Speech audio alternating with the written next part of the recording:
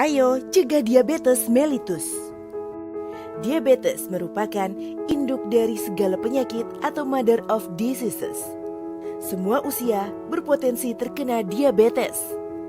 Penyakit ini dapat dicegah dengan menghindari faktor risiko seperti hindari konsumsi gula berlebihan, lebih dari 50 gram atau setara 4 sendok makan yang terkandung pada seluruh makanan dan minuman yang dikonsumsi setiap hari. Hindari mager atau malas gerak. Cegah obesitas. Cegah diabetes dengan menerapkan perilaku hidup sehat. Rajinlah melakukan aktivitas fisik. Mengkonsumsi sayur dan buah. Ketahui gula darahmu secara berkala. Jangan tunda. Ayo cegah diabetes mellitus sekarang juga. Udah pakai skincare, body care, hair care, tapi hasilnya tetap nihil. Girls, merawat tubuh dan wajah tidak cukup hanya dari luar saja. Kamu juga perlu mengkonsumsi makanan yang mengandung vitamin, protein, serat, dan lemak yang dibutuhkan oleh tubuh. Dan juga penuhi kebutuhan nutrisi kulitmu dengan minum air putih 8 gelas sehari. Sudahkah kamu memiliki gizi yang seimbang untuk tubuh kamu? Yuk intip tips sehat dari Kemenkes. Isi setengah piringmu dengan makanan pokok dan lauk pauk yang mengandung protein nabati dan hewani seperti ikan dan kacang-kacangan. Kemudian setengahnya lagi kamu isi dengan makanan berserat seperti sayur bayam, wortel, dan pisang. Berdasarkan jenis kelamin dan usia, kebutuhan nutrisi dalam tubuh manusia itu berbeda-beda loh. Contohnya kebutuhan kalori wanita 19 sampai dengan 29 tahun, 2.250 kalori per hari. Kemudian wanita berusia 30 sampai dengan 49 tahun, 2.150 kalori per hari. Lalu wanita berusia 50 sampai dengan 64 tahun, 1.900 kalori per hari. Dan wanita berusia di atas 65 tahun membutuhkan 1.550 kalori per hari. Nah, untuk pria berusia 19 sampai dengan 29 tahun membutuhkan kalori sebanyak 2.725 kalori per hari. Kemudian 30 sampai dengan 49 tahun 2.625 kalori per hari. 50 sampai dengan 64 tahun 2.325 kalori per hari. Dan pria berusia di atas 65 tahun membutuhkan kalori sebesar 1.900 kalori per hari. So girls, mulai konsumsi makanan dengan gizi yang seimbang ya. Kurangi mengkonsumsi makanan cepat saji. Ayo, mari kita hidup sehat dari piring kita. Aktivitas fisik dan PHBS mulai dari saat ini.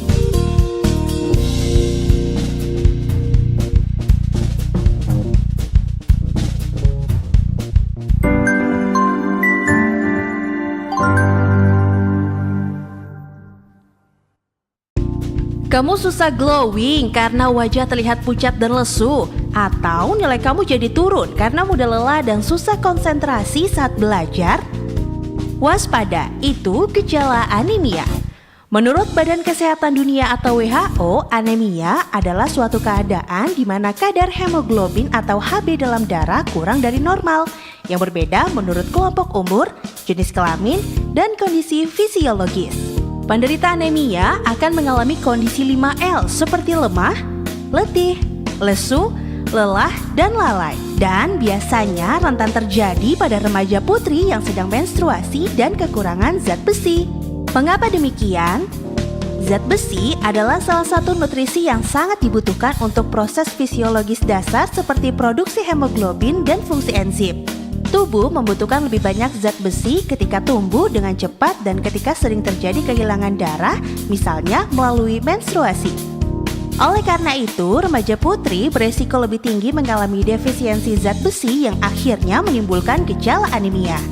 Untuk mencegah anemia, disarankan untuk mengkonsumsi makanan dengan kandungan zat besi yang tinggi. Kandungan zat besi tinggi bisa bersumber dari protein hewani seperti daging sapi, ayam, telur, ikan, serta hati ayam dan sapi. Selain itu, protein nabati seperti kacang-kacangan, tahu, Tempe juga bisa menjadi sumber zat besi yang dibutuhkan oleh tubuh. Kandungan zat besi yang tinggi juga bisa didapatkan dari sayur-sayuran seperti bayam, kangkung, dan brokoli. Selain mengkonsumsi makanan yang kaya akan zat besi, untuk mencukupi kebutuhan zat besi dalam tubuh, dianjurkan juga untuk minum tablet tambah darah 1 tablet setiap minggu sepanjang tahun. Tablet tambah darah adalah suplemen gizi yang mengandung senyawa zat besi yang setara dengan 60 mg besi elemental dan 400 mcg asam folat. Kepatuhan terhadap konsumsi TTD di Indonesia masih sangat rendah, yang secara umum diakibatkan oleh rendahnya pengetahuan mengenai TTD. Seperti meningkatkan penyerapan zat besi. Untuk meningkatkan penyerapan zat besi, sebaiknya TTD dikonsumsi bersama dengan buah-buahan sumber vitamin C seperti jeruk, jambu merah, mangga, nanas, pisang, dan pepaya. Ada beberapa minuman dan obat yang mengganggu penyerapan zat besi seperti susu, teh, dan kopi. Kemudian tablet kalsium dan juga obat mah. Jadi tidak disarankan untuk mengkonsumsi TTD secara bersamaan ya. Kamu tidak perlu khawatir, mengkonsumsi TTD tidak akan berdampak negatif loh. TTD tidak akan menyebabkan tekanan darah meningkat atau terlalu banyak darah. Anemia dapat diatasi dengan mengkonsumsi makanan dengan gizi seimbang dan cukupi kebutuhan zat besi dalam tubuh dengan mengkonsumsi TTD sesuai dengan anjuran ya. TTD untuk generasi lebih kece. Glowing dengan TTD.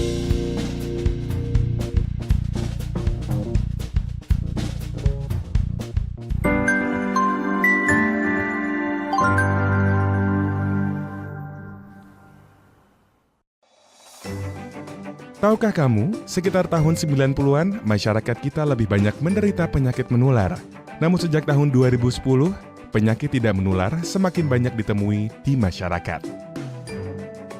Penyakit tidak menular dapat disebabkan oleh beberapa hal, mulai dari kurangnya aktivitas fisik, kurang konsumsi buah dan sayur, kebiasaan minum alkohol, kebiasaan merokok, BAB sembarangan, hingga akibat dari pencemaran lingkungan. Untuk itu, mengapa perlu Germas dan mengapa perlu dilakukan oleh setiap elemen bangsa?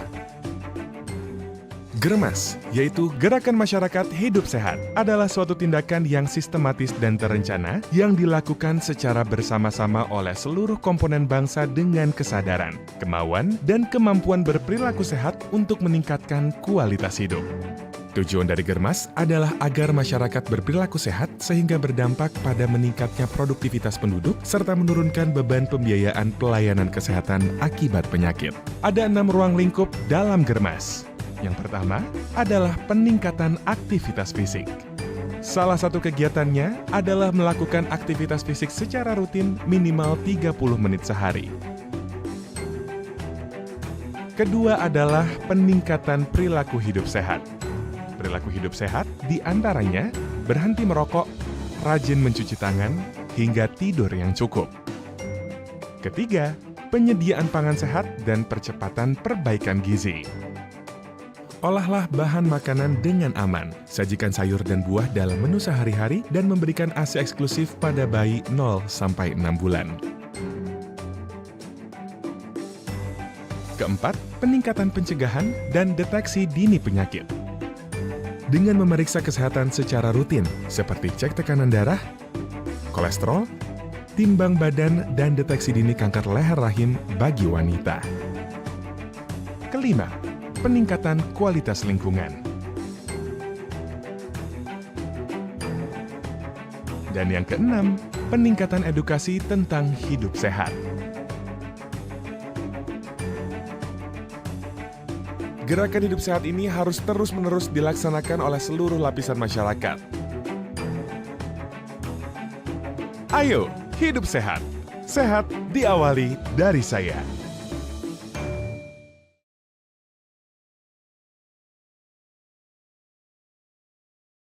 Indonesia merupakan salah satu negara agraris penghasil bahan pangan terbesar di dunia. Sudah semestinya penduduk Indonesia dapat tercukupi kebutuhan pangannya. Akan tetapi, menurut data WHO, masih terdapat lebih dari 2,7 juta kematian yang disebabkan karena kurangnya gizi seimbang yang dibutuhkan oleh tubuh, terutama kurangnya mengonsumsi sayur dan buah. Kurangnya kesadaran masyarakat akan pentingnya mengonsumsi sayur dan buah dapat mengakibatkan tubuh kekurangan nutrisi, seperti vitamin, mineral, serat, dan ketidakseimbangan asam basa tubuh. Menurut Riskesdas Kemenkes 2013, sekitar 9 dari 10 anak Indonesia usia 10 tahun ke bawah dan 9 dari 10 remaja Indonesia usia 10 hingga 24 tahun kurang mengonsumsi sayur dan buah. Padahal, kurangnya mengonsumsi sayur dan buah dapat menimbulkan berbagai macam penyakit seperti kanker prostat, kanker usus, jantung koroner, gagal ginjal, hipertensi, diabetes, dan obesitas. Untuk menghindari hal tersebut, masyarakat Indonesia perlu menyadari sedari dini pentingnya mengonsumsi sayur dan buah dengan porsi yang cukup setiap hari, agar tubuh kita sehat, aktif, dan terhindar dari berbagai macam penyakit. Mengonsumsi sayur dan buah juga merupakan bagian penting dalam mewujudkan gizi seimbang.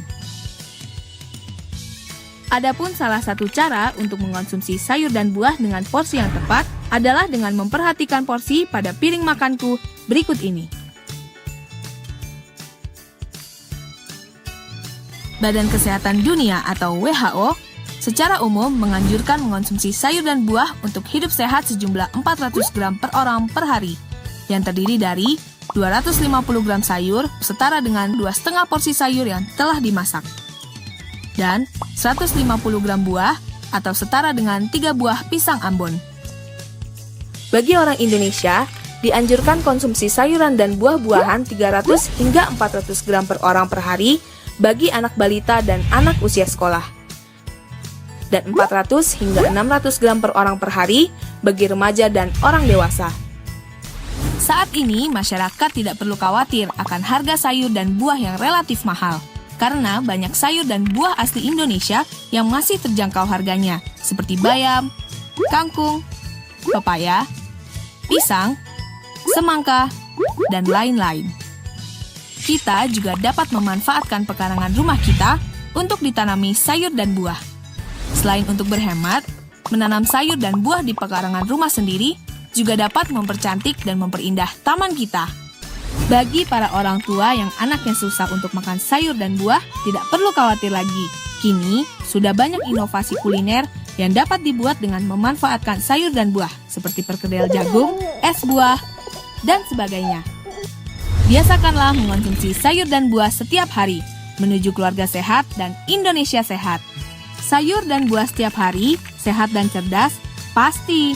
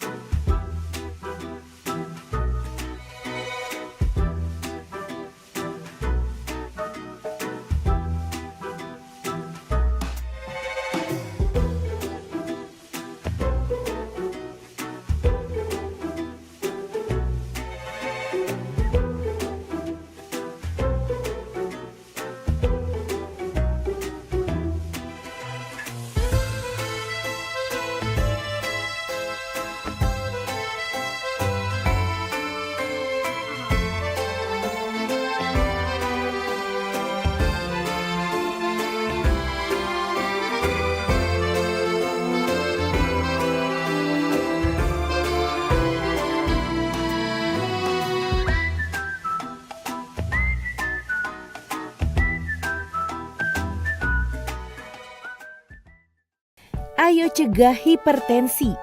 Penyakit hipertensi merupakan penyakit yang membunuh secara diam-diam atau silent killer dan menyebabkan komplikasi, penyakit jantung, stroke, gagal ginjal, serta kebutaan. Usia di atas 15 tahun berpotensi terkena penyakit hipertensi. Penyakit ini dapat dicegah dengan menghindari faktor resiko seperti stop merokok, hindari terpapar asap dan residu rokok. Hindari konsumsi garam berlebihan atau makanan yang mengandung garam setara dengan 2000 mg. Hindari alkohol, kelola stres. Rajinlah melakukan aktivitas fisik. Hindari faktor resiko hipertensi sejak dini. Jangan tunda, ketahui tekanan darahmu secara rutin. Ayo, cegah hipertensi mulai sekarang. Tahukah kamu fakta tentang kanker serviks? Di Indonesia, setiap tahunnya sebanyak 15.000 orang wanita terinfeksi dan 8.000 orang wanita meninggal karena kanker serviks. Dalam sehari sebanyak 40 hingga 45 orang wanita terinfeksi dan 20 hingga 25 orang wanita meninggal karena kanker serviks.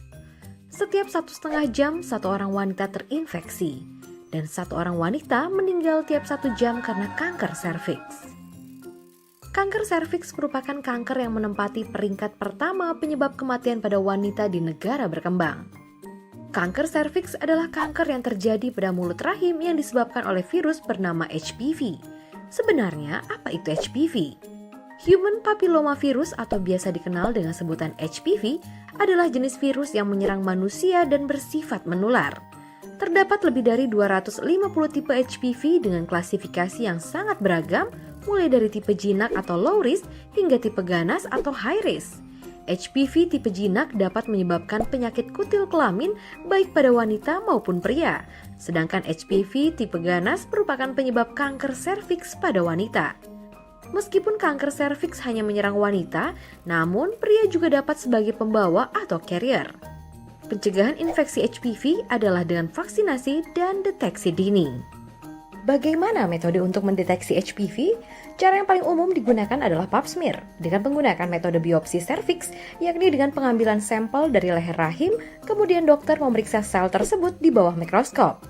Apabila hasil pap smear menunjukkan keberadaan sel abnormal, maka pasien disarankan untuk melakukan kolposkopi.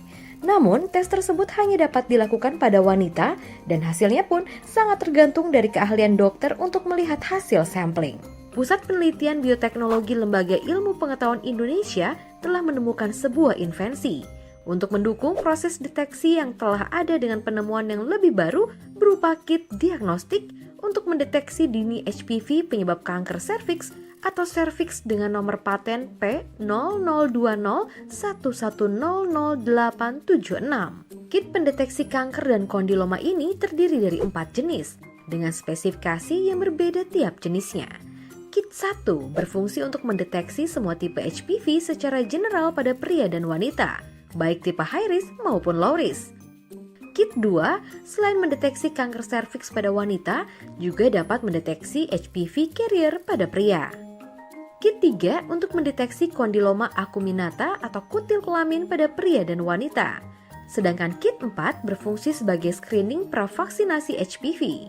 Serta deteksi dini HPV tipe high risk dan low risk yang tercakup pada vaksin HPV. Kelebihan invensi ini dibandingkan dengan alat deteksi yang lainnya selain dapat mendeteksi HPV lebih dini. Tes ini juga dapat dilakukan pada pria dan wanita menggunakan hasil sampel bukan hanya dari bagian sensitif, namun dapat diambil dari darah, urin, sputum atau dahak, atau jaringan padat seperti kulit dan sel mukosa. Selain itu, produk ini mempunyai harga yang bersaing dengan jumlah 5 reaksi tiap kitnya, serta memiliki kompatibilitas dengan semua alat sampling. Harapan kedepannya, kit serviks akan dapat diproduksi secara massal dan akan menjadi salah satu alat pendukung untuk melindungi pasangan yang akan menikah sebagai alat tes pranikah. Kami menantang Anda untuk menjadi teknopreneur melalui teknologi ini. Apakah Anda berani?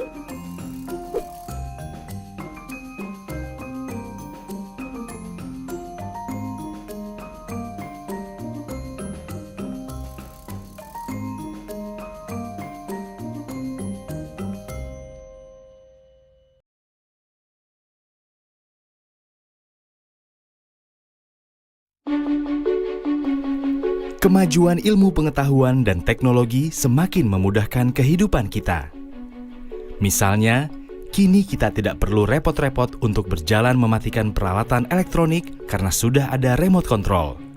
Kita juga tidak perlu capek-capek menaiki tangga karena sudah ada lift ataupun tangga berjalan yang mengantarkan kita ke lantai yang ingin kita tuju. Kemana-mana pun kita bisa naik kendaraan bermotor. Apalagi, sekarang ini banyak pekerjaan yang bisa dilakukan hanya dengan duduk di depan komputer. Semua teknologi itu memang membuat tubuh kita menjadi semakin dimanjakan. Kita pun menjadi semakin jarang bergerak. Tapi perlu diketahui bahwa jika tubuh kurang gerak, kita bisa berisiko terkena penyakit berbahaya seperti jantung, penyumbatan pembuluh darah, tekanan darah tinggi, kencing manis, osteoporosis, hingga kanker usus. Dengan segala penyakit yang mengintai ini, tentu kita harus waspada. Untuk mencegahnya, kita harus melakukan aktivitas fisik. Apa itu aktivitas fisik? Aktivitas fisik adalah setiap gerakan tubuh yang meningkatkan pengeluaran tenaga dan energi atau pembakaran kalori.